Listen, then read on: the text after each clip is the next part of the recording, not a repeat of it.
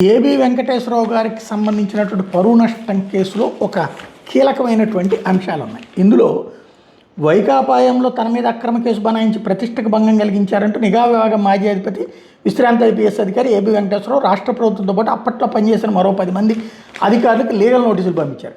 వీటిని అందుకున్న 15 రోజుల్లోగా ₹1 కోటి నష్టపరిహారాన్ని 2020 ఫిబ్రవరి 8 నుంచి 12% వడ్డీతో చెల్లించాలని పేర్కొన్నారు. లేకుంటే చట్టపరమైన చర్యలు తీసుకుంటామని న్యాయవాది చక్రి సుబ్రహ్మణ్యం ద్వారా నోటీసులు ఇచ్చారు. మాజీ డీజీపీలు గౌతమ్ సవాంగ్, ఆర్పి ఠాకూర్, సిఐడి విభాగాధిపతి రవిశంకర్ అయ్యన్న, మాజీ chief PV Sunil Kumar, CID మాజీ అదనపు ఎస్పీ ఆర్ విజయపాల్, డీజీపీ కార్యాలయం మాజీ chief administrator officer Govindarajan, ACB మాజీ డీజీ పిఎస్ఆర్ ఆంజనేయులు, ఏసీబీలో అదనపు ఎస్పీగా పనిచేసిన ఏ సాయికృష్ణ, ఐజీ కొల్లి రఘురామరెడ్డి, అప్పుడు ముఖ్యమంత్రి సిపిఆర్ఓ పూడి శ్రీహరికి నోటీసులు పంపించారు. వీళ్ళంతా తప్పుడు ఆరోపణలతో తనను సస్పెండ్ చేయించి వ్యక్తిగత స్వేచ్ఛ, గౌరవం, ప్రతిష్ట, జీవనోపాధి వంటి మౌలిక హక్కులకు తీవ్ర నష్టం కలిగించారన్నటువంటి ఇందులో ప్రధానమైనటువంటి ఆరోపణ. కుట్రకి 2018లో టీడీపీ ఫస్ట్ టైం హయాంలోనే బీజం పడిందట. నన్ను తప్పుడు కేసులో ఇరికించాలనే కుట్రకు 2018లోనే బీజం పడింది.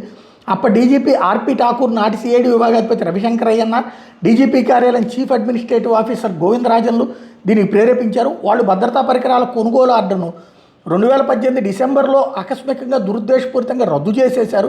ఈ విషయాన్ని ఫైళ్లలో ఎక్కడా నమోదు చేయలేదు. 2019లో వైసీపీ అధికారంలోకి రావడంతో ఆ ప్రభుత్వంలో అనుకూలమైన పోస్టింగ్లు పొందేందుకు ఆర్పి ఠాకూర్, రవిశంకర్ అయ్యన్నారు భద్రతా పరికరాల కొనుగోలు అంశాన్ని వాడుకున్నారు.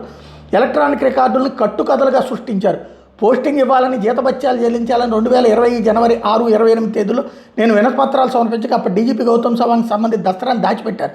తర్వాత ఆయన రవిశంకర్ అయ్యన్నారు గోవిందరాజులతో కుమ్మక్కై పివి సునీల్ కుమార్ పేరుతో ఉన్న ఫోర్జరీ ఎండార్స్మెంట్ ఆధారంగా నాటి సిఐడి అదనపు ఎస్పీ ఆర్ విజయపాల్తో నా మీద కల్పిత విచారణ ప్రారంభించారు.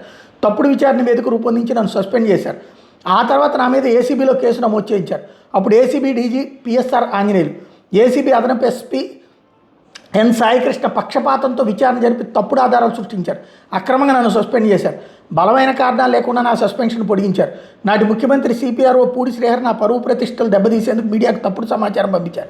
నా మీద నమోదు చేసిన కేసును హైకోర్టు కొట్టేసింది. అందువల్ల నా పరువుకు నష్టం కలిగించిన వాళ్ళు దానికి పరిహారం చెల్లించాలి అన్నటువంటిది. ఇందులో విశేషం ఏంటంటే ఆర్పి ఠాకూర్ ఇప్పుడు ప్రభుత్వానికి సలహాలు ఇస్తున్నారన్నటువంటి ప్రచారం ఉంది. అది ఎంతవరకు వాస్తవం తెలియదు. అది ఆయనకి నోటీస్ ఇచ్చారు. ఇప్పుడు ఈయన అంటే ఈ ప్రభుత్వంలో ఉన్నటువంటి వాళ్ళది. ఇంకోటి 2018లోనే అన్నారు.